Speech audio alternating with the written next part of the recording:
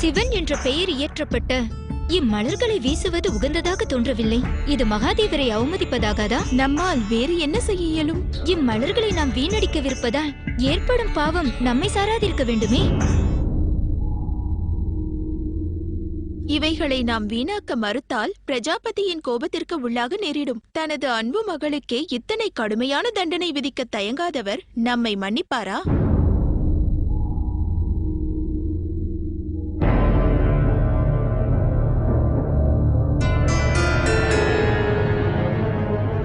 நில்லுங்கள்.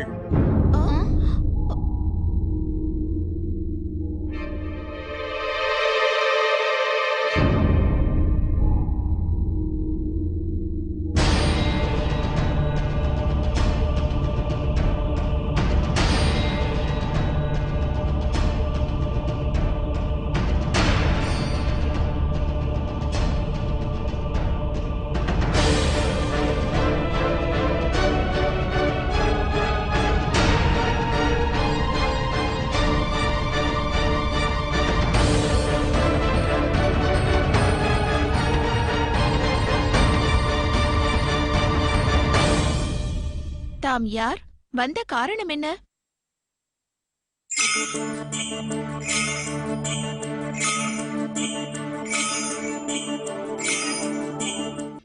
பிரஜாபதி, என் மனதில் ஒரு சஞ்சலம். கூறுங்கள் மகரிஷி பிரகு. இங்கு தாமரை மலர்களின் மீது சிவன் என்ற பெயரை கண்டதும் தாம் கொள்ளும் குரோதம் எல்லை கடக்கலாம் என்று பயந்தோம். எனினும் தாம் நடந்த விதம் மாறானது எங்கள் அனைவரையும் ஆச்சரியத்தில் ஆழ்த்தியது. சதியை மன்னித்ததற்கு பின்னால் மிகப்பெரிய காரணம் ஒன்று மறைந்திருக்கிறது. சதியின் வருங்காலத்தினை நானே நிர்ணயிக்கவிருப்பதாக கூறினேன் அல்லவா? சிவனும் ததீசி போன்ற ஏனையோரும் சத்தியின் மதியை மாற்ற சதி செய்கிறார்கள். சத்தியின் நகத்தின் என்று சிவனை நான் அகற்ற முயன்றால் அவள் சிவன் மீது அதிகம் ஈடுபாடு காட்டுவாள். அதுவே மனித சுபாவமாகும். இதை என் தவறுகளால் நான் உணர்ந்தேன். அவர்கள் சதியை மதியால் வெல்வேன். அவர்களது வெற்றியை தட்டி பறிப்பேன். ஆகையினால்தான் நான் சதியை வசந்த விழா ஏற்பாடுகளில் ஈடுபடுத்தினேன். தேவையற்றவைகளை சிந்திக்க சதிக்கு ஒரு க்ஷணமும் இனி வாய்ப்பே இருக்காது.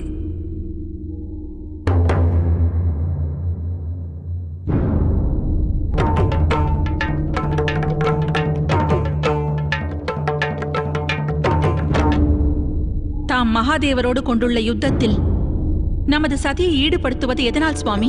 சிந்திக்காமல் செயல்படுபவன் நான் அல்ல. சிவனும் அவனது கூட்டமும் என்னை அணுகுவதற்கு சதியை மார்க்கமாக பயன்படுத்துகிறார்கள். அதிலிருந்து சதியை காப்பது என் கடமை. அதைத்தான் செய்கிறேன்.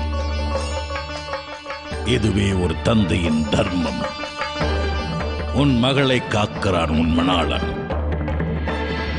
என் புதல்விக்கு திங்களிப்போரை நான் வேறறுப்பேன். மறவாதே.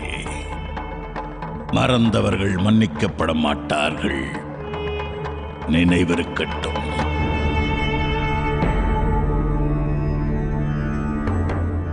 தமது அறிமுகம் என்ன? இங்கு வந்த காரணம்? தேவி, ஒரு விண்ணப்பம். இம்மலர்களை வீணடிக்க வேண்டாம். சுற்றி வளைக்காமலே கூறுகிறேன். இவைகளை வீசி எறிவதை காட்டிலும் என் வசம் ஒப்புவியுங்கள். உன்னை எவரென்றே நாங்கள் அறிய மாட்டோமே. உன்னிடம் ஏன் ஒப்புவிக்க வேண்டும்? இம்மலர்களை மாளிகையில் நின்று அகற்றுமாறு வேந்தர் உத்தரவிட்டிருக்கிறார். அவர் ஆணையை அவமதிக்கும் விதமாக நடக்க இயலாது.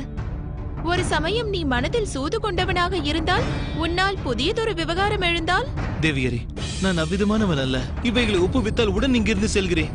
அங்கே நில். மஞ்சரி, என்ன குழப்பம் அங்கே?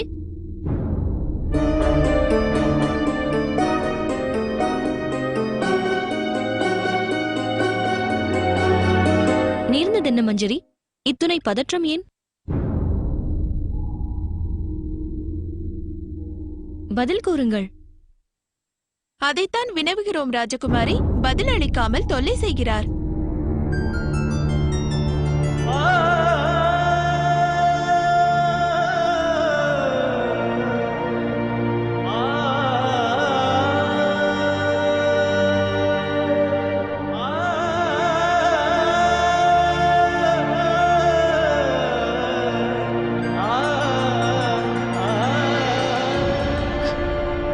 என்ன இது?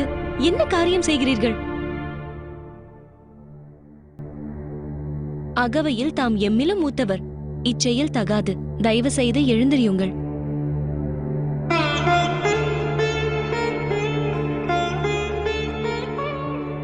மாதா, நிதர்சனமாக தமது தரிசனம் கிடைக்கப் பெற்ற நான் பெரும் பாக்கியம் செய்தவன். இந்த தாமரை மலர்களை தன்னிடம் ஒப்புவிக்க வேண்டுகிறார். மாதா, தம்மிடம் அடியவன் வேண்டுகின்றேன். இம்மலர்கள் அனைத்தையும் தாம் என் வசம் ஒப்புவியுங்கள். இத்தனை அநேக மலர்களை கொண்டு தாம் செய்யவிருப்பது யாது? மாதா, இம்மலர்கள் என் பிராணனினும் மேலானவை. இவைகள் வீணாவதைக் கண்டு என் உள்ளம் உவக்காது. இவைகளை தாம் என் வசம் அளித்தால் நான் பெரும் பேறு செய்தவனாக உணர்வேன். ஆகட்டும் ஆகட்டும். மஞ்சரி, கூறுங்கள். அதை அழித்துவிடு. தாத்தா, என்னிடம் தந்து விடுங்கள், தந்து விடுங்கள்.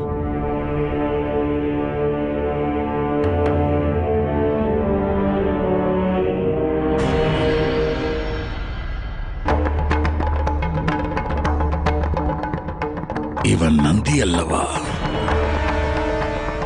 ஒரு மாறு என் மாளிகையினுள் நுழைய என்ன துணிச்சல் இவனுக்கு!